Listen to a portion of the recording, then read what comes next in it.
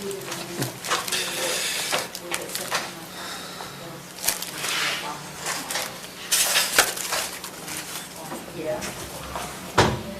That's what it's saying. It's a phone book.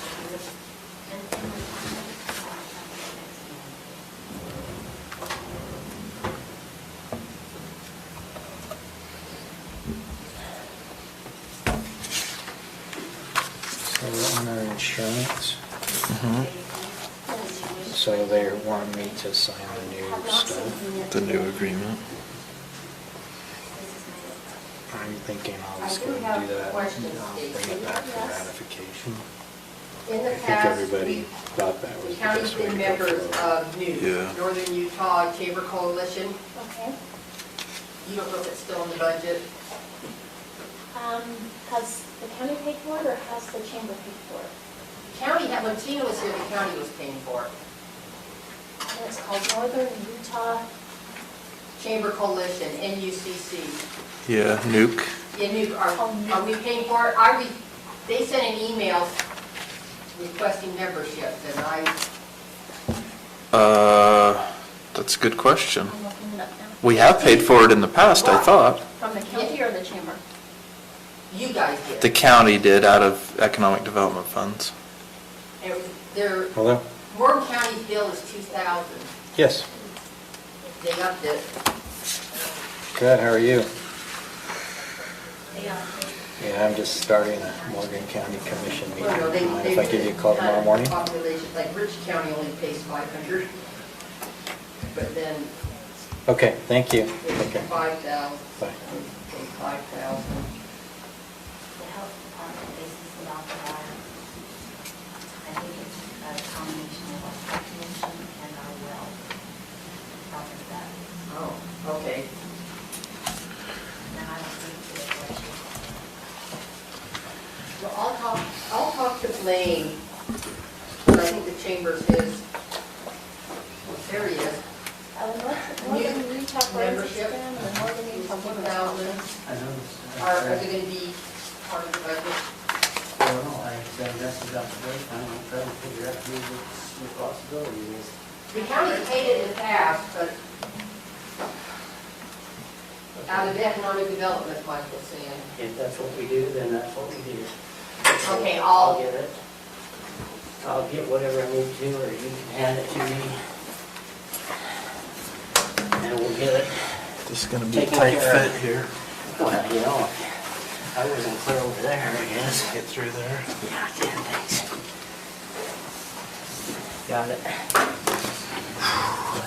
Or, I didn't know if we were gonna be down there or not for the study session. Okay.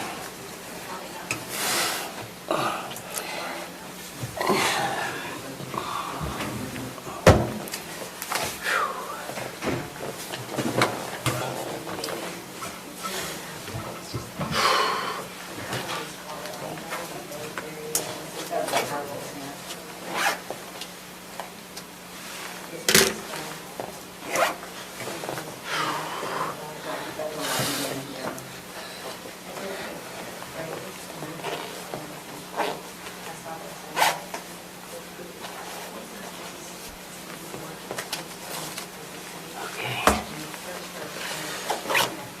Right.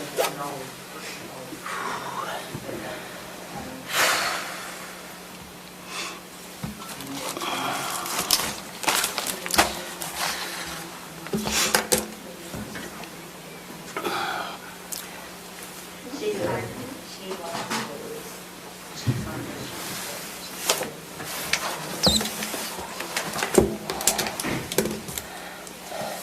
Stacy, do we have napkins around here? What? Have napkins? Napkins? No, I don't mean right here, but in the building. I have some in my desk drawer. Okay, because my wife is going to be bringing in something later for everybody. Go up.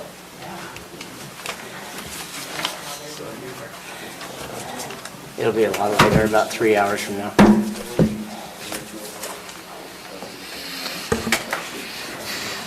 At least I think.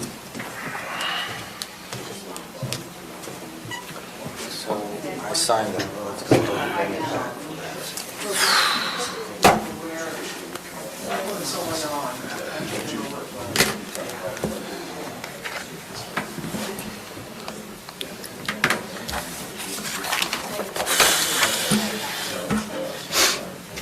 Mike, Hmm? did you get that thing from Economic Development? I have not opened it, but yes, I saw that an email came, but I haven't even opened it. All right. So,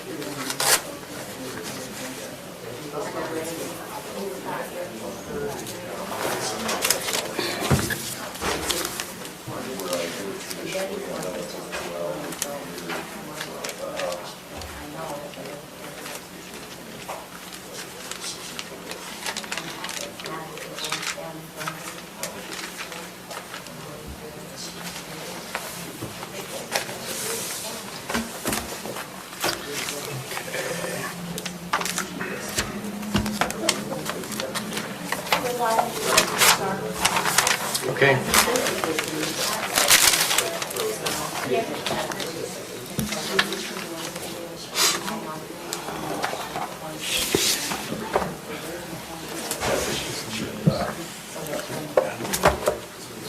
what's that? Yeah, the Judge Brower. Okay, we'll go ahead and get started with our budget hearing, or budget meetings. Judge Brower, if you'd like to go ahead and make your presentation, that'd be Yes, great. well, it'll be quick, so. Okay. The budget is not very complicated for the quarter, as you can see. We don't really anticipate any significant changes in requests. I'd like to comment at least on, one shift or transition that we made, as of around last year when the county commission gave me the go-ahead to kind of transition to more of a long-term basis for contracting for court clerk services. And you'll note the figure on that is under the line item for professional and technical, that $15,000 figure. That's actually less than we were paying an employee, because then you've got, other things tied up with an employee that aren't necessarily cost centers for a contractor. And I checked with some folks to make sure, and I don't believe I checked with Mr. Smith, but at least a representative from his office, as well as the treasurer's office, who probably have the most interaction with the court, along with, I guess, the sheriff's office. But from a clerical perspective, the treasurer's office is very intertwined with us, where they take payments, a lot of interaction between the county attorney's office, who represents the plaintiff governmental entity. And the feedback that we get is that this system, and particularly the contractor that we have involved, who's a 17-year veteran court clerk, who, she sits on the education committee for Justice Court Clerk statewide, very expert clerk, that our clerk services are as good or better than they've ever been using this contract method. And so it would be our intention to continue to do that on a long-term basis for as long as it works for the county and the contractor, because it's really a win-win-win. We get better service for both the county, the court patrons, and it's more cost-effective. So we intend to continue with that. Don't anticipate a change there. The only place where I will note, there are some categories where we haven't spent money this year because of the pandemic. For example, all of my training and the clerk's training is virtual, and there's no cost. The objective of the state courts, administrative office of courts for the state, is to go back to in-person live training when possible. There are some tangible benefits to associated with colleagues and things like that that you don't get from these virtual trainings. And so we would like to keep that budgeted, but obviously we won't spend it unless those trainings revert back in person. The plan right now is for my next training in I think April or May, that it will be in person, but that could change. So we anticipate keeping our requests the same. The only area of concern really where I see we might have increased expenses is in the bottom line there under services not otherwise classified. That's where we pay for things like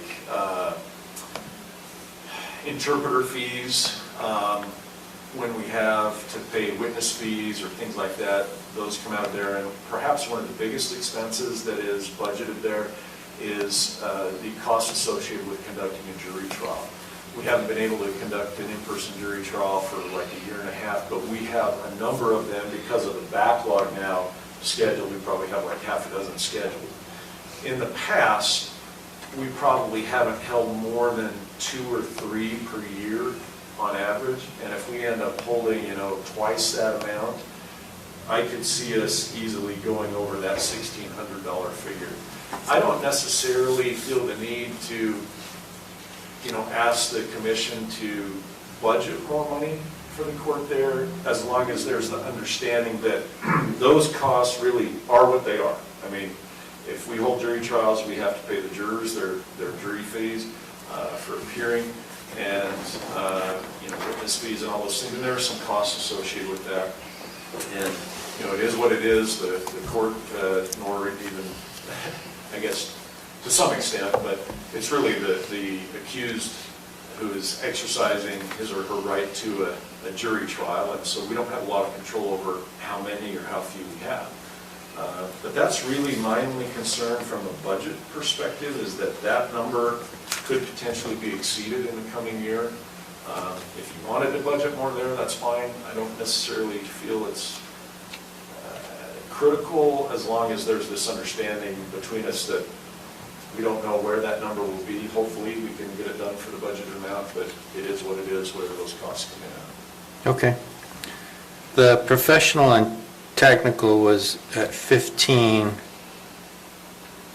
And that is a monthly contracted fee of $1,250 per month for 12 months. So, okay, so the year-to-date was just through, so we still anticipate it being 15? Okay. I just approved the payment today, in fact, for September services. She bills those at the conclusion of the month, and then so that, I'm sure the September services haven't been paid for yet, because I just approved them today, so sometime in the next week or two, I'm sure a check will be cut for that, and that'll bring that number up by another $1,250 through the third quarter. Okay. Any questions for me? I am mandated essentially to also not only to the need we have to talk about the budget, but every time we recertify as a court with the state, there is an affidavit. And one of the things I am swearing to is that I meet at least annually with the legislative body for the sponsoring entity to go over any concerns that you may have. Are there any concerns or feedback you'd like to provide to the court, areas where you could suggest that we might improve the justice services being provided to the county and those patrons that come through? None that I have. I don't know of any.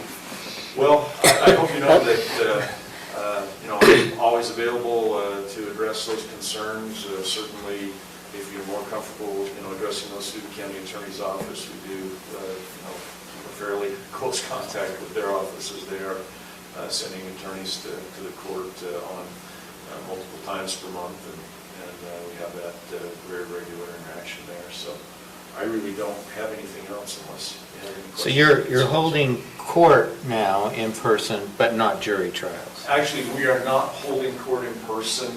I have not sat on the bench in the courtroom down the hall for a year and a half. Okay.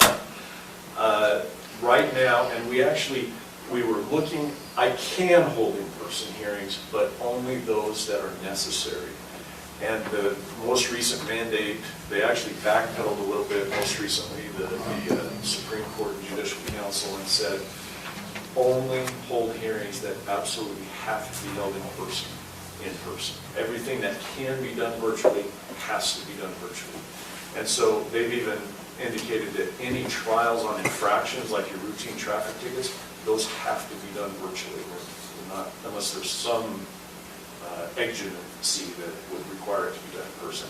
So really about the only thing we're doing in person is jury trials and some bench trials if, you know, there are more serious charges and the person just isn't willing to waive, for example, their right to confront and cross-examine their accusers in person. I'll indicate that, you know, I'm a judge in 3 courts, and one of the courts is significantly larger as far as population and case filing. I have had, I'll bet, at least 20 bench trials scheduled in person since we were allowed to start doing those again. Not one of them is gone. I show up to the courtroom, the attorneys are there, and if everyone's there, it seems like they get it resolved, or if the prosecution can't move forward because they don't have enough witnesses, they dismiss, or defendants don't show and we issue warrants. So I still have yet to hold an in-person trial. I've had a couple, 2 or 3 probably jury trials scheduled, and they've settled, resolved before so I still haven't held an in-person trial. But for example, we have a jury trial scheduled in Morgan at the end of October. We have a final pretrial conference on that this evening on our afternoon calendar tonight. And my guess is it's not going to go because there are certain things I require at a final pretrial conference, filings from the attorneys to show that they're ready to go and serious before we start bringing in the qualified prospective jurors and having them come in for a jury selection. For example, I require proposed voir dire and jury instructions to be submitted prior to that final pretrial conference, and when I last checked, I haven't received those yet, so I don't anticipate that trial moving forward. I suspect it will either settle or get pushed to another court date. And typically, I'm not throwing Mr. Smith under the bus with that, typically those come in from defense counsel, those proposed jury instructions and voir dire, or they collaborate together. In that collaborations, a lot of times, the attorneys know whether the case is going to go or not, and so if they don't believe the case is actually going to trial because of a settlement or something, then they're not going to make the effort to file those documents. Sure. Okay. Well, thank you very much. Yeah, thank you. Appreciate it very much. Thank you. Appreciate the honor it is to serve as the judge in the Board of Dentists. And the only time, you know, it's kind of weird, I just wanted to explain, we're going to go into more detail tomorrow and we go and present our budgets and stuff, but since it kind of involves the year, I just wanted to explain a little bit while he's here, so you know. he's Okay. part of it, but,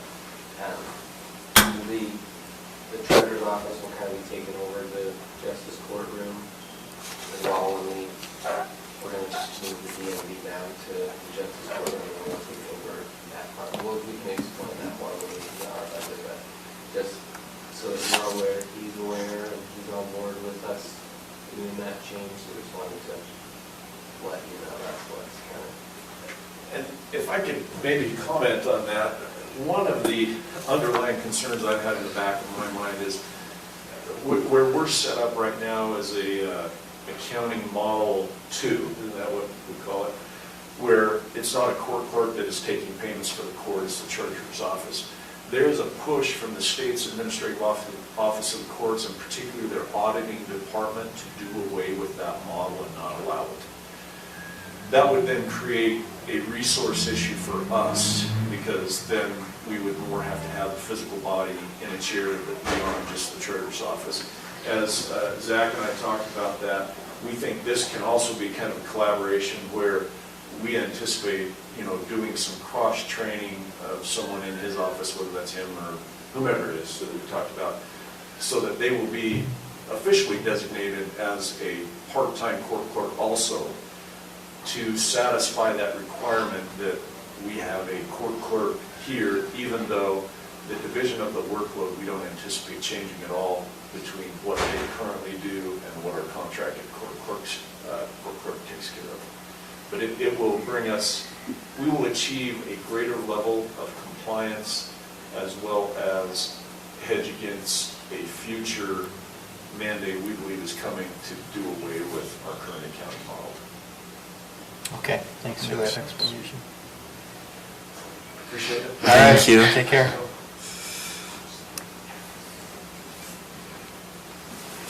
What's all that mean?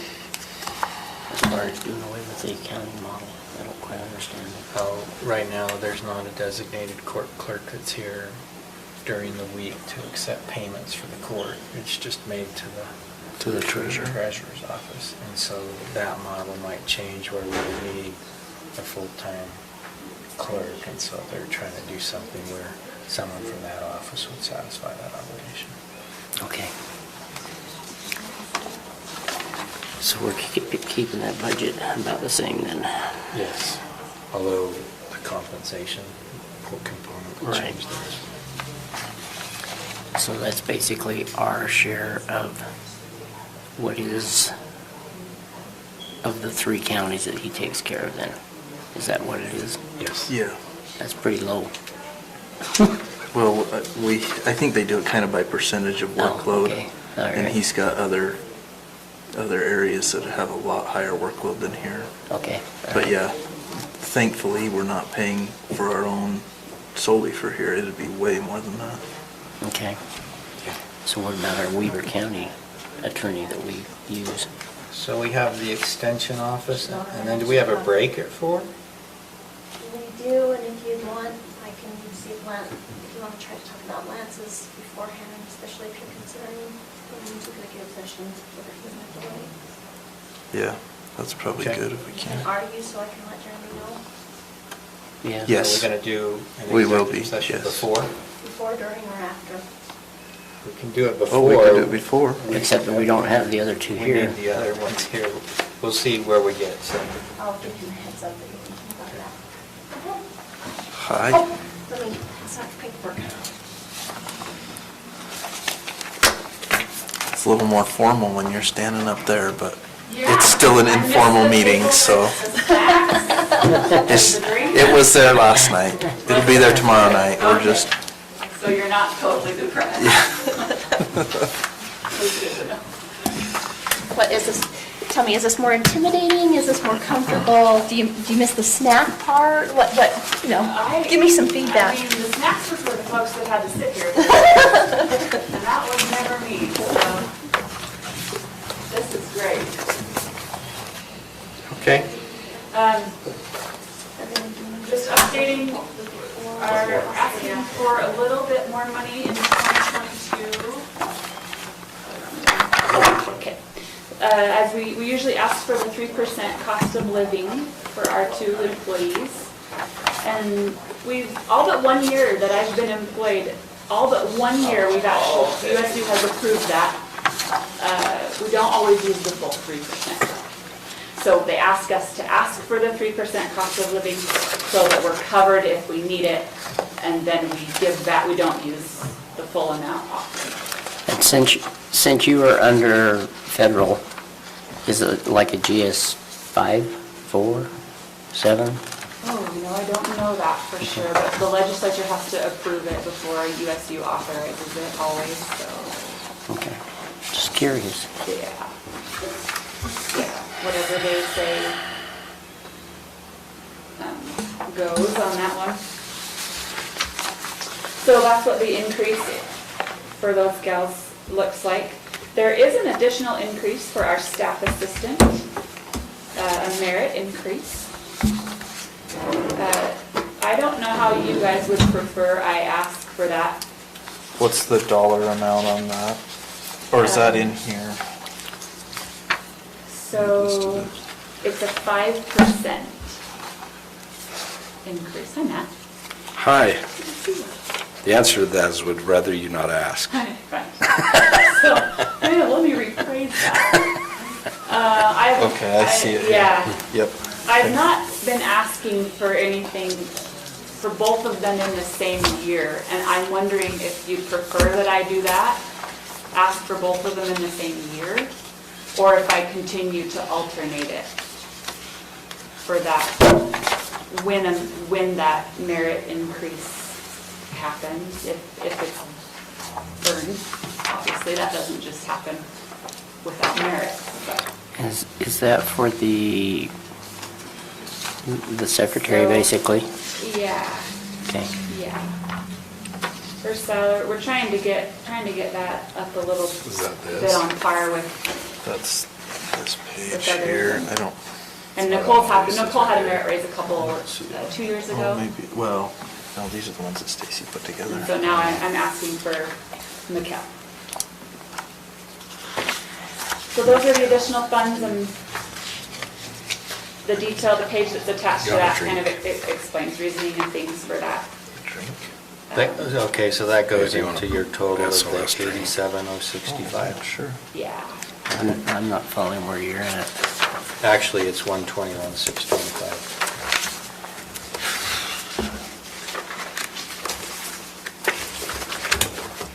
That's the ask there for salaries. Oh, right here. Any other, yeah, I'm happy to answer any questions.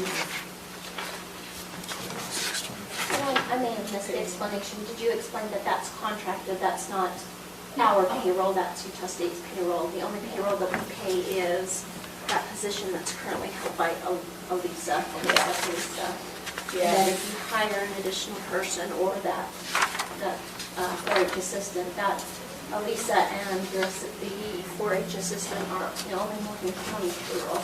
So if you request an increase or a cost of living, do you take that to Utah State and say, this is what Morgan County has approved, and therefore they rewrite their contract with Morgan County? What do you want?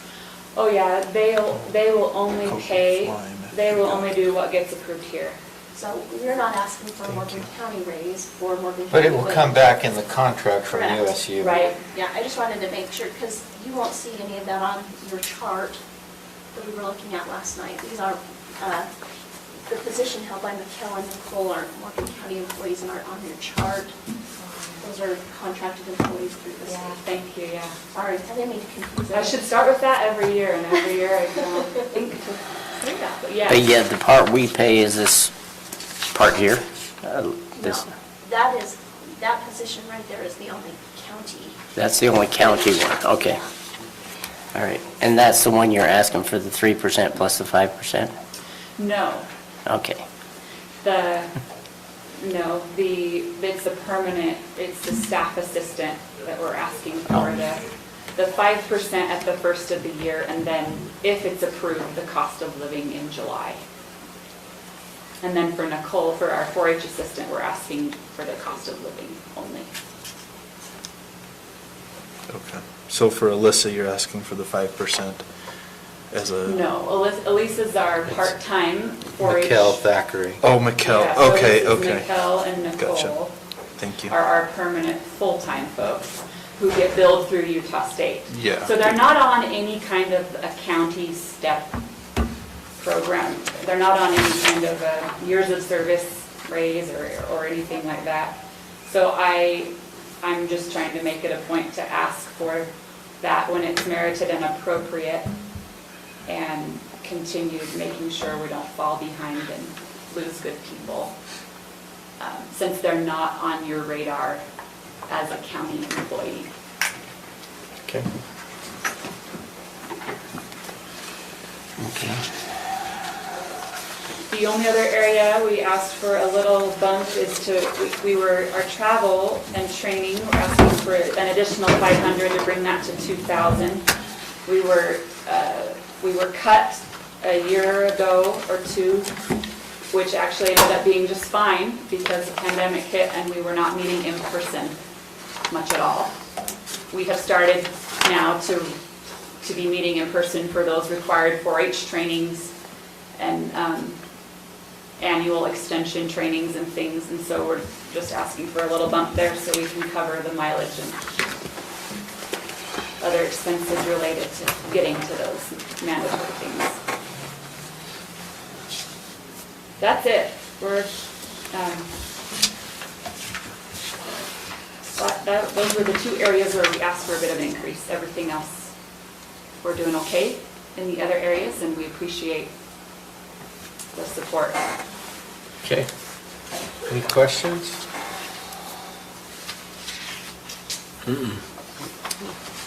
All right, thank you very much. Thank You're you. welcome. Thank you.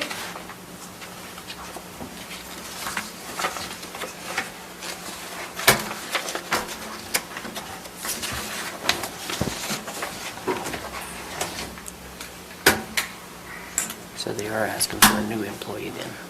You guys want a drink? No? Yes, absolutely. The low octane stuff, Lance, not the high octane. You ladies want a drink? No? Okay.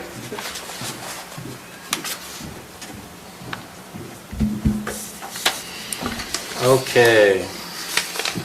So Lance, are you ready to do community development?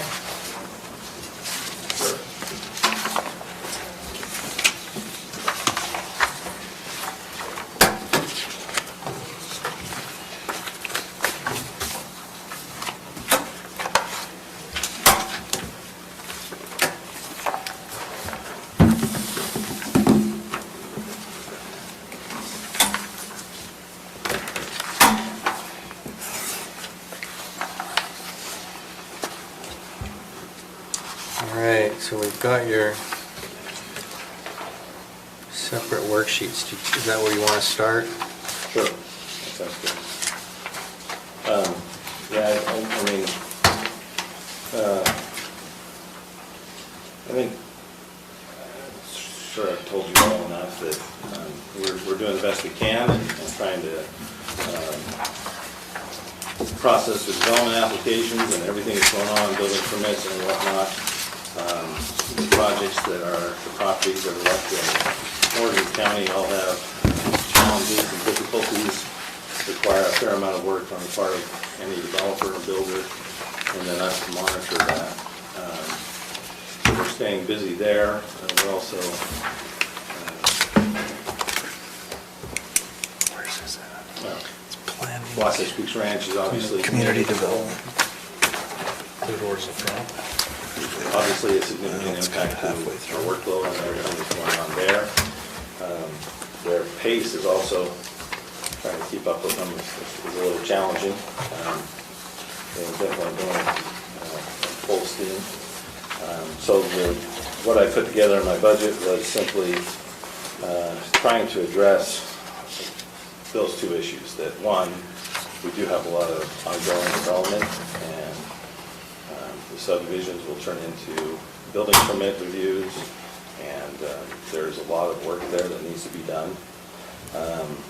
And then the other big factor that I'm factoring in my request is simply the fact that in the time I have been here for just over 4 years, Morgan County has, when I started it was, look, when you get a complaint, zoning complaint, it needs to be signed by somebody before you act on it.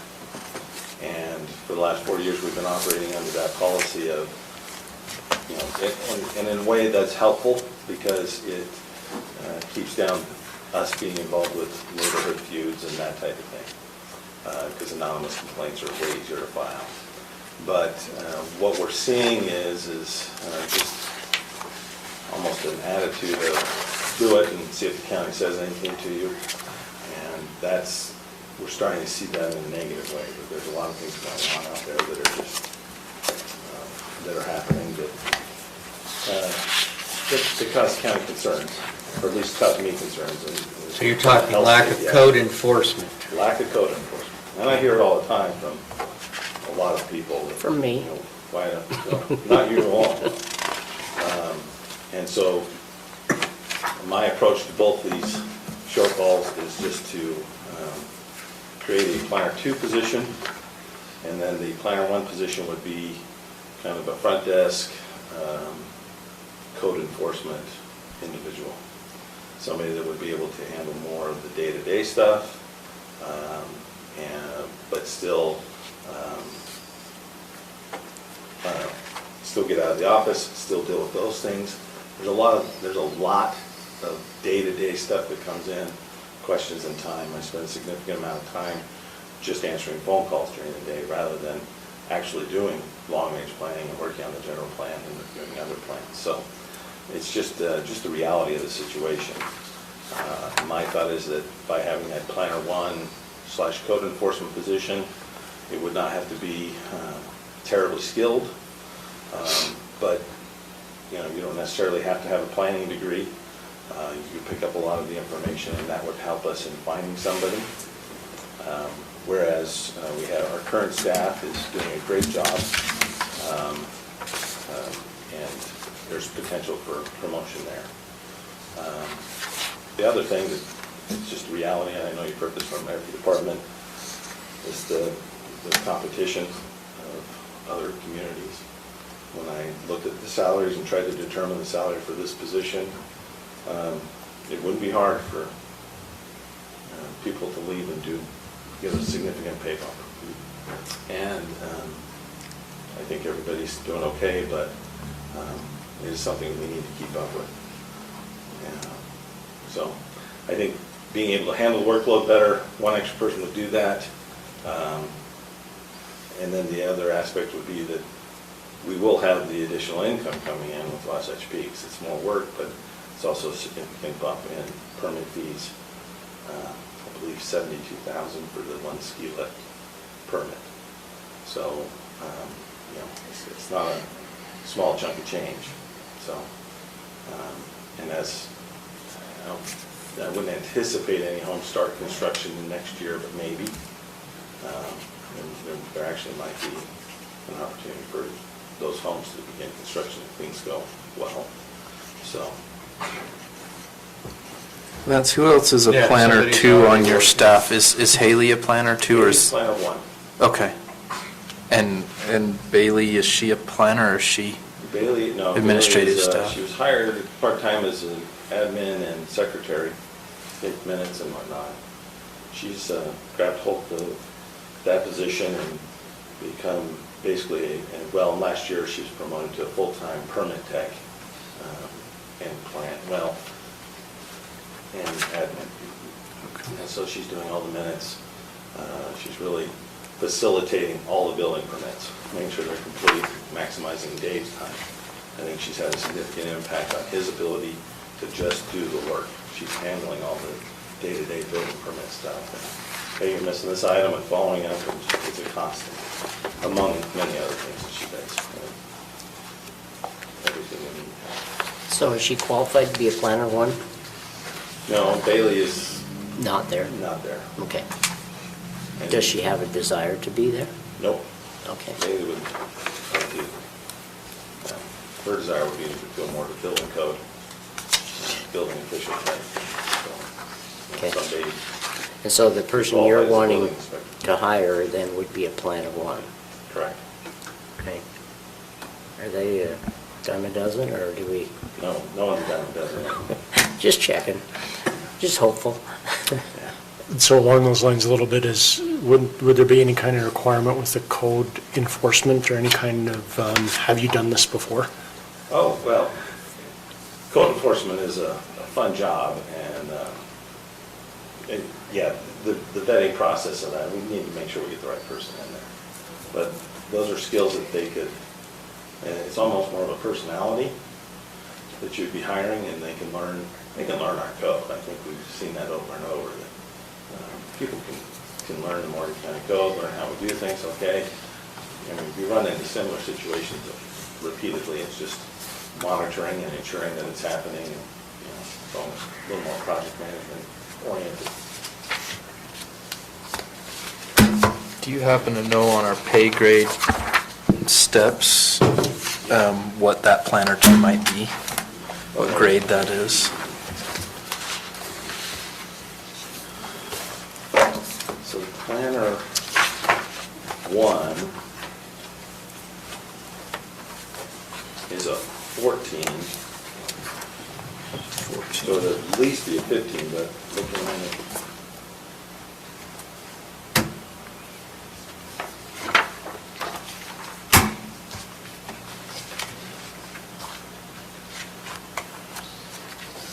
I got from Emily comparables, and the average in Utah, this is several cities and counties, that would put that position at a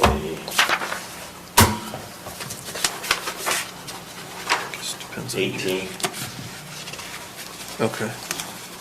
in the Morgan County wage scale. But that brings up that the building official is a 16. That can't be right. Yeah, it doesn't seem to work. What is the building official? I'm not sure that's right, but Yeah, they've got the building official as a 16 here.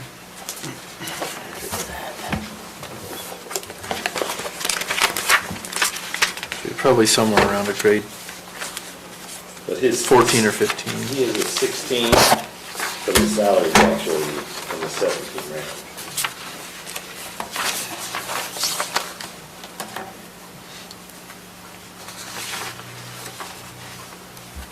Okay.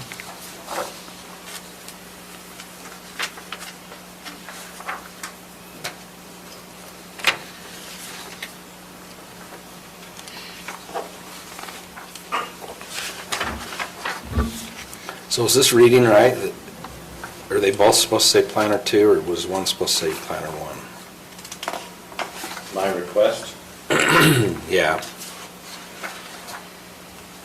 Adding a new planner 2 position, 70,000 increase, and then 2 lines down, adding a new planner 2 position, approximately 35K. That's the benefits section. Oh, okay. yeah, the new planner would be. So that's planner 2 is my $105,000. idea. So we'd have, if we have entry level, it would be kind of a step up, you'd get a little more professional, more experience. Definitely have to have a planning or something similar degree.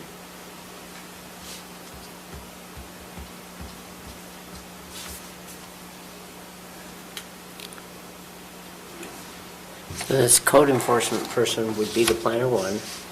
I'm just not, I'm confused here with a new planner 2 position. So Haley is currently a planner 1. And We you're have gonna- a planner 1. That Okay. planner 1 position I would just make is responsible for entry-level planning duties and code enforcement, Okay, which is a great way to learn entry-level planning duties. right. So similar to Haley, who we hired right out of college, I got to do a plug. Everybody we have is great. Dave, Haley, and Bailey you're getting a great deal. Mhm. And And so the person you're bringing on is a planner yeah. 1 or a 2? No, we create a new position of a planner 2, is my proposal. Okay, is Haley going to go for that, or is she not She qualified? might. Okay, all right. Okay. If not, she'll be doing code enforcement as well, is what you're saying. Which is a good enough threat that, yeah, she's going to go for it. I don't see her doing that. She might be really good at it, you never know. Yeah, I know. I probably should have asked you this beforehand, but can you just mention real quick about your fees? Are you seeing an increase because of the increase in workload, then you should have an increase in revenue, basically, with your fees? And then the second one would be, are you planning on adjusting those? Are they at a good rate? They're an extremely good deal.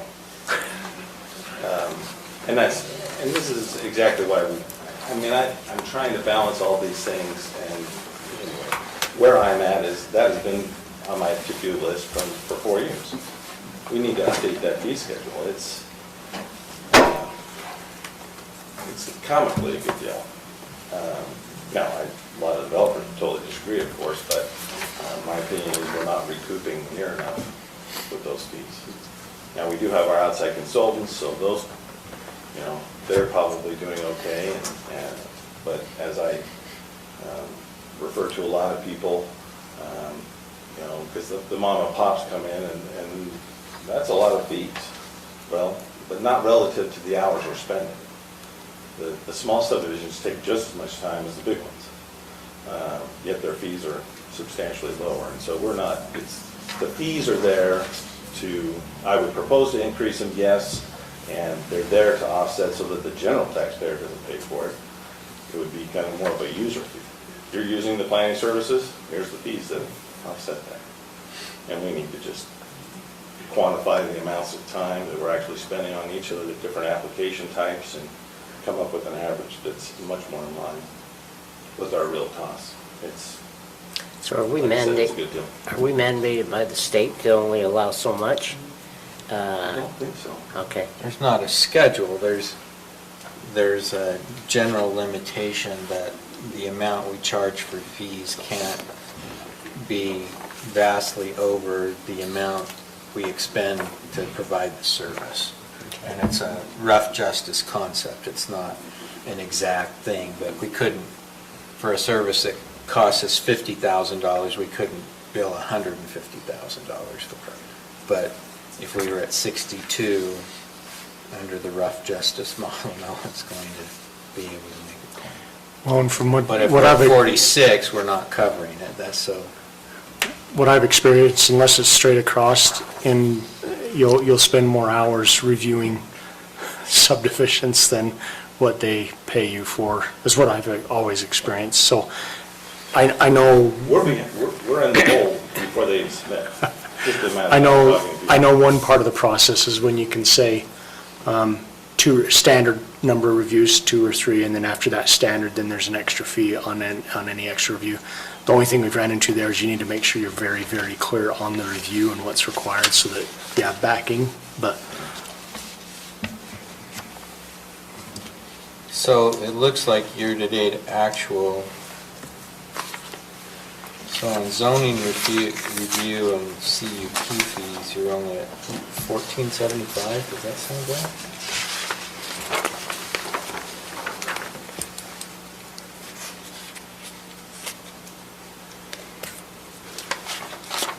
Zoning and compliance, that's usually not a real high dollar amount, is it? Because I think fees that are collected by your department are the zoning review, conditional use permit fees, building inspector fees, building permits, which I think we do it on a percentage basis of the total cost of construction, so there's an inspection element in that as well. And then planning and admin application fees. Is there anywhere else that, Then I would keep on going into the charges for services. So you're in licenses and permits. And then skip over the intergovernmental revenue and move on into charges for services. Okay. So it must be in the wrong section. Where we at? Recording, election. He does have this too, that might be easier to look at, his projected Oh, okay. revenues. I was gonna say, that's the It's only in one our I packet, have. under the, I think I'm getting shorted today. I don't have that sheet he's reading off of. It is, it's in your book. but it's in our book, Where at? under the planning, or community development section. In mine, it was the last page under community development. I It's the got this revenues. one, yeah, but that other one you were looking at. oh, that was in the. just Okay. the He was revenue. looking at the budget. Okay, it's fine.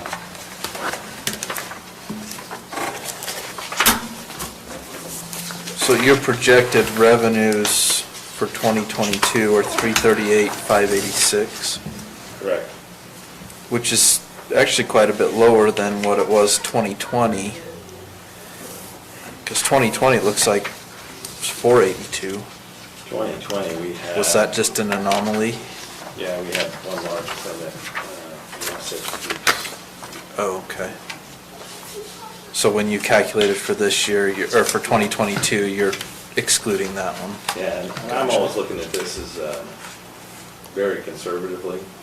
I think it could easily go up, I but brought a case. I'd rather have that problem than the other way around. I hope she'll come in there.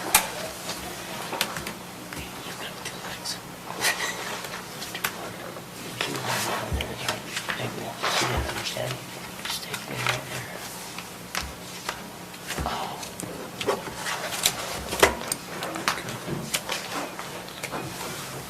Yeah, so what percentage are we charging of the construction cost for the building permit?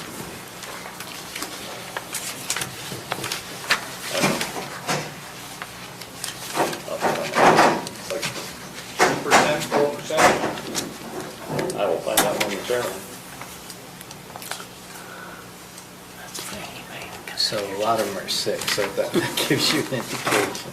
So we're way low if that's the If that's case. what that is. Because I can't imagine that our average fee permit is 6291. I don't know what goes into that average, if that's building permit and all the planning and everything else. 6% though, wow, that's a lot when you're talking about a $500,000 home or a It's $1 enormous. million home. That's a lot of money. Just client payment on a $300 million hotel. Oh. If we could get one of those built in the county, that'd be nice. You might have one. You might have one. It's between 1 and 1.5% valuation. Oh, wow. So they value the project 1 to 1.5% for IBC. Does Is that, it only that, then the IBC? I am sure that Bailey would be charging more if she could. Oh, maybe I'm wrong. 6%. I'm glad she's doing that. Okay. So revenues. Building permit, so 248. So where were you getting the, oh, that's the 2019 that you were looking at? Oh, no, that's his 2020. projected. His projected is 2022. 338. That lower section. Okay.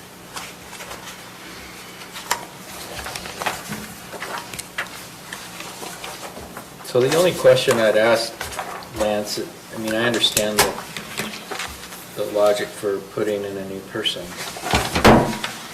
Do you think that's a better course of action than outsourcing some of the fees and having the developers pay for them, be outsourced? I mean, that's essentially what we do with the engineering. It works really good with the engineer and the surveyor.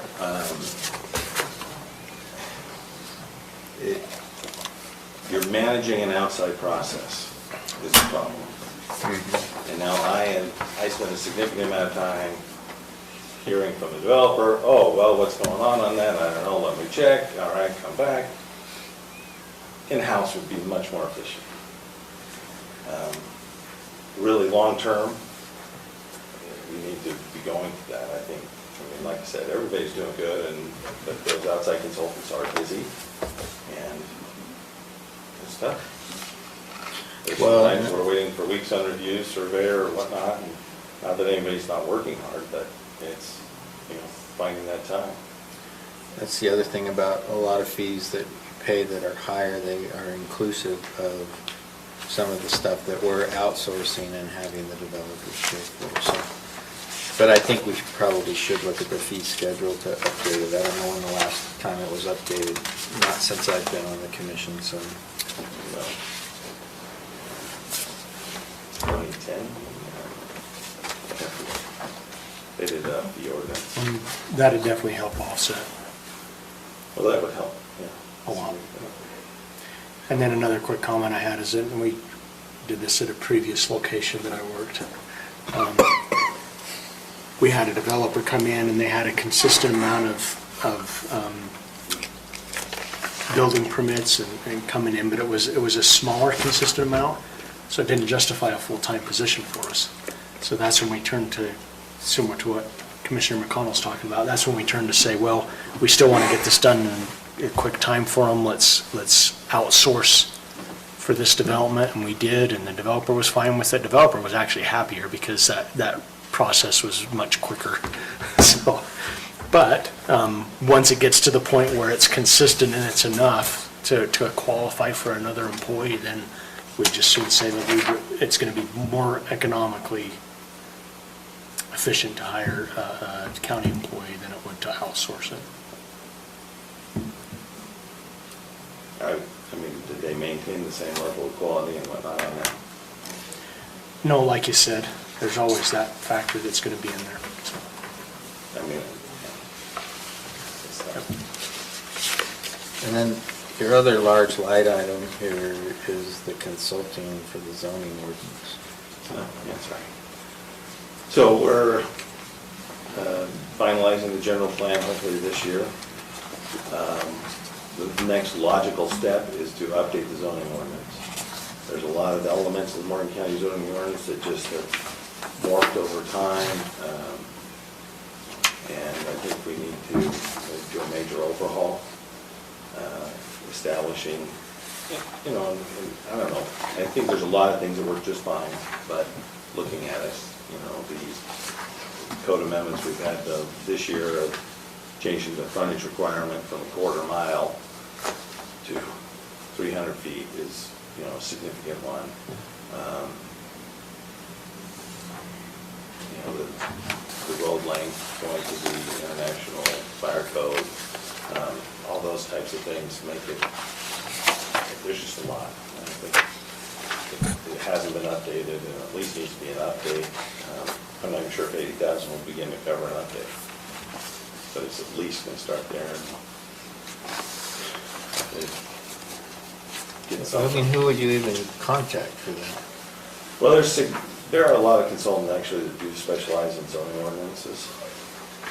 You know, they'd have to look at specifically Morgan County, but I think there's people who are very skilled at it, very getting at that. I've seen a lot of ordinances.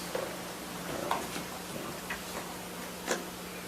I think they could bring it together and make it a lot more streamlined. So is that like an entity that has like a model ordinance that they then adapt to the municipality or county, or? I'm not sure. I'm not sure what the consultants would have. The consultants I've talked to about it just specialize in writing ordinances for those communities. It's a little different field than just planning. I mean, obviously it relates to planning, but it's much more of a legal aspect. And I don't know, I'm trying to think of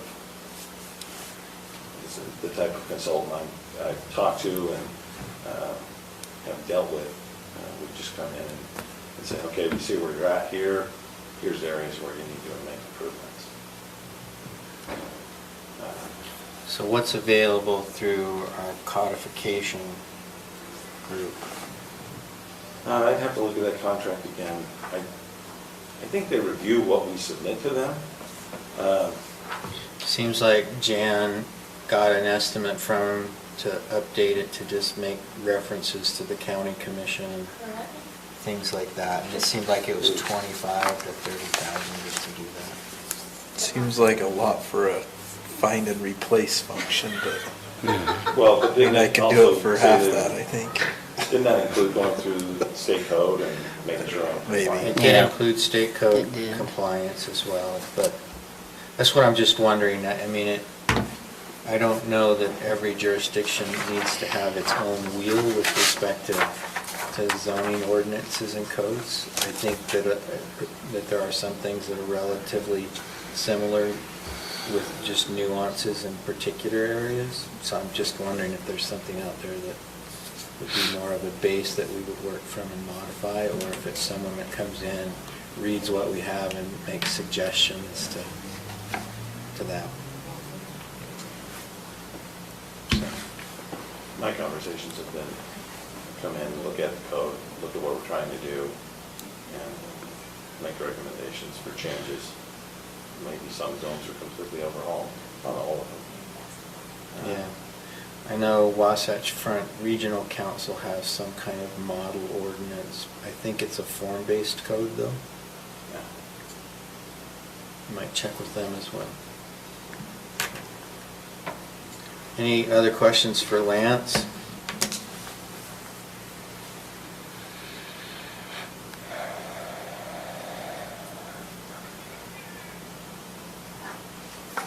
Thank you very much. Thank you. Thank you.